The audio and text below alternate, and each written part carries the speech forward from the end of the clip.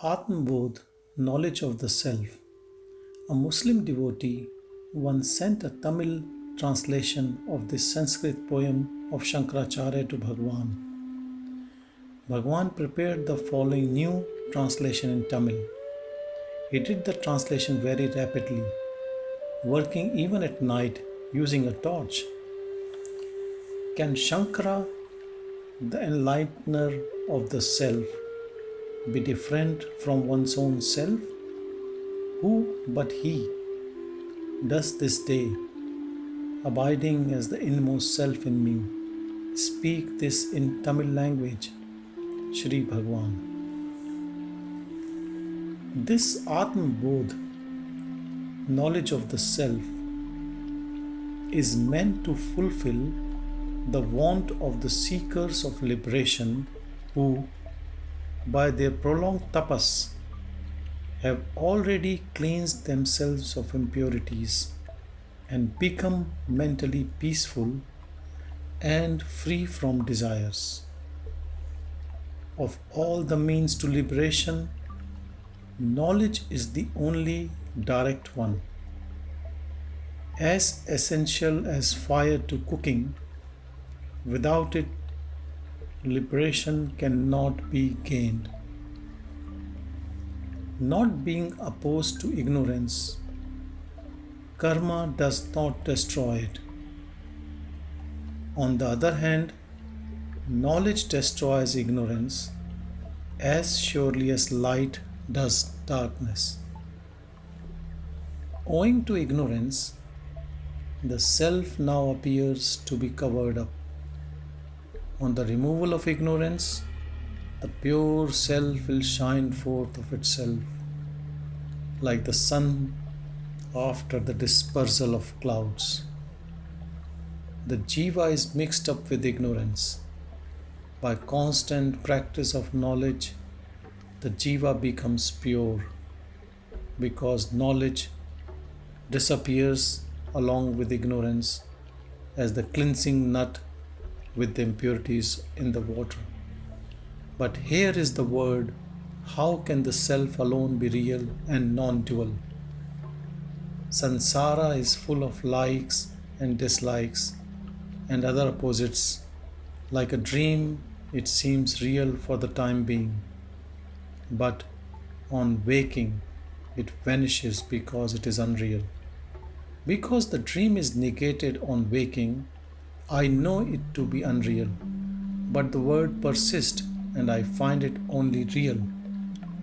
So long as the substratum of all, the non-dual Brahman, is not seen, the word seems real, like illusory silver in a piece of mother of pearl. But the word is so diverse, yet you say there is one only. Like bubbles rising on the surface of the waters of the ocean, all the words arise from, stay in, and resolve into the Supreme Being, who is the root cause and prop of all. In the being consciousness bliss, which is all permeating eternal Vishnu, all these diverse objects and individuals appear as phenomena, like various ornaments made of gold. Yes, but what about the numberless individual souls? Just as the all-pervading Akash or ether appears fragmented in different objects, as in a pit, a jar, a house, a theatre hall, etc., but remains undifferentiated on the limitations falling away. Similarly, with the single non-dual ruler of the senses, seeming to function as gods, men, cattle, etc. But the individuals have different traits and function according to different conditions. The traits, etc., are also superimposed. Pure water, tasteless by itself, tastes sweet, bitter, salty, etc., according to the admixture in it, upadhis. Similarly, race, name, status, etc., are all superimposed on the non-dual self of all. What are these upadhis which play such tricks on the self? They are gross, subtle, and very subtle as described here. The gross body, made up of the 5 gross elements earth, water, fire, air, and ether, is meant to reap the fruits of past actions in the shape of pleasure and pain. The subtle body, consisting of the 5 airs, the mind, intellect, the 10 senses, and made up of subtle elements, is also meant for enjoyment, as in dreams. Inexpressible and beginningless ignorance is said to be the causal body, as in deep sleep. Know the self to be other than these 3 upadhis.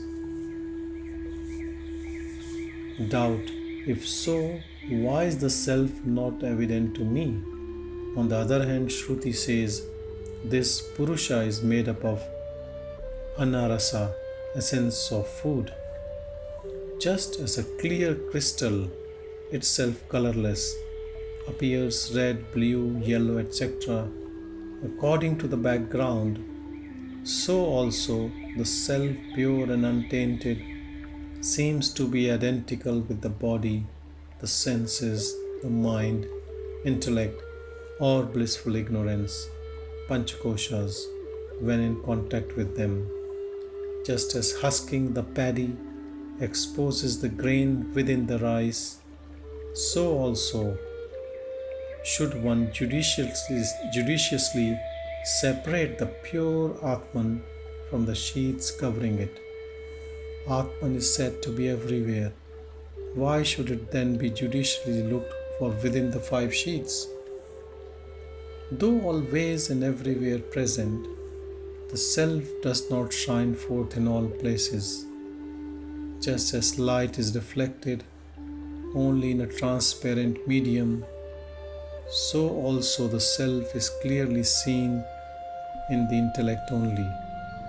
The self is realized in the intellect as the witness of the activities of, and yet separate from the body, the senses, the mind, intellect, and gross nature, Prakriti, as is a king in relation to his subjects. The self seems to participate in their activities, so he cannot be different from them, nor be their witness. Just as the moon seems to move when the clouds around her move, so also the self seems to the undiscriminating to be active when actually the senses are active. To be active, the body, etc., must also be intelligent. They are said to be inert. How can they act without the intelligent self participating in their actions? Just as men do their duties in the light of the sun, but the sun does not participate in them, so also the body, senses, etc., function in the light of the self without its participating in them. True, the self alone is intelligence. I know myself to be born, growing, decaying, happy or unhappy, and so on. Am I right? No. The characteristics, birth, death, etc., of the body and the senses are superimposed on the being consciousness bliss, as is the blue in the sky, by those who do not discriminate. So also the characteristics of the mind, such as agency, etc., are by ignorance superimposed on the Atman, as are the movements of water on the moon reflected in it. Only when the intellect is manifested, likes and dislikes, pleasure and pain are felt.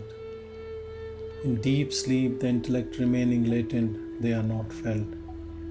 Therefore, they are of the intellect and not of the Atman, the self. Here is the real nature of the Atman. As light is the very sun, coldness the water, heat the fire, so also the eternal pure being consciousness bliss is the very self. At some time or other, every individual experiences, I am happy, and thus being consciousness bliss experiences plain. How can one make the experience permanent and unchanging? Being consciousness is of the self. The I mode or modification is of the intellect. These are distinctly two. However, owing to ignorance, the individual mixes them together and thinks I know and acts accordingly. Never is there any change or action in Atman, nor knowledge in the intellect. Only the jiva is deluded into thinking itself to be the knower, doer, and seer. Like the snake in the rope, mistaking the jiva for the self, one is subject to fear. If, on the other hand, one knows oneself not as a jiva, but as the supreme self, one is altogether free from fear. Only the self illumines the senses, intellect, etc., as a lamp does objects such as spots. The self is not illumined by them as they are inert. If the self cannot be made known by the intellect, there will be no knower to know the self, and the self cannot be known.